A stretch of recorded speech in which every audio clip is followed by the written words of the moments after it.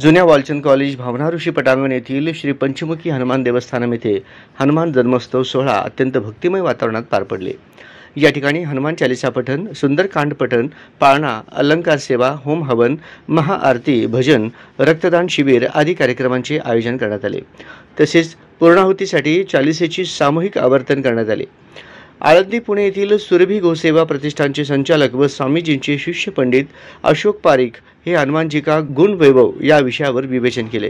जीवन जिए और राम जी के सेवा में, हनुमान जी की सेवा में निरंतर लगे रहें। हनुमान जी के गुण वैभव को हम विस्तार के साथ कल जानेंगे। आज की जो वांगमयी सेवा है, हनुमान जयंती के इस मंगलमय उत्सव के पूर्व संध्या पर जो संगीता दीदी के माध्यम से यहाँ पर प्रकट हुई है, वो मैं मेरी वांगमयी सेवा आज पंचमुखी हनुमान जी के चरणों में समर्पित करता हूँ।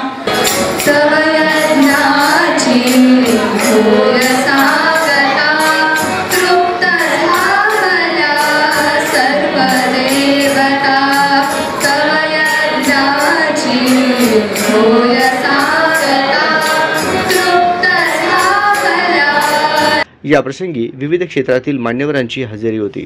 अतिसुंदर भव्य सजलेले मंदिर भक्तगणांनी तेथील वातावरण फुलून गेले होते।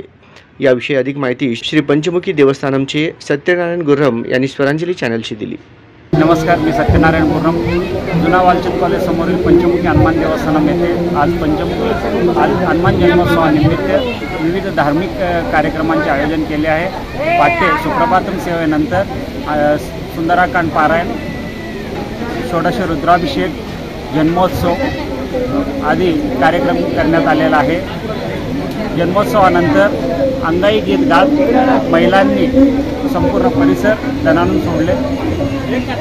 तदनंतर अलंकार सेवा, विश्वरूप दर्शनानंतर रक्तदान शिबिराचं आयोजन करण्यात आला। या रक्तदान शिबिरात युवक मोठ्या संख्येने सहभागी होऊन सहकार्य करत आहेत।